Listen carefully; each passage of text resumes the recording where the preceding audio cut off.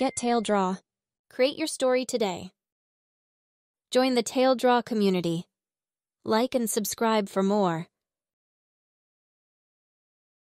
Micah's Arts and Crafts Adventure.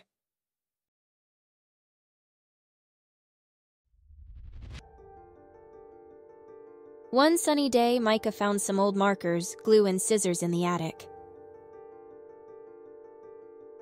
Their curiosity sparked. They decided to explore the amazing world of arts and crafts.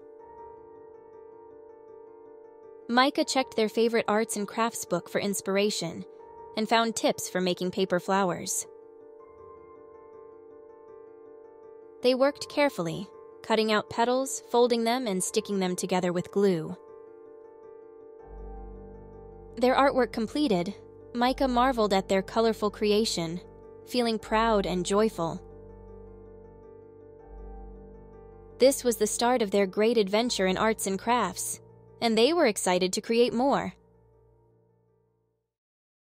Until next time, help your children explore their heart's story. Download TaleDraw today. Available for all audiences on Google Play and Apple App Store.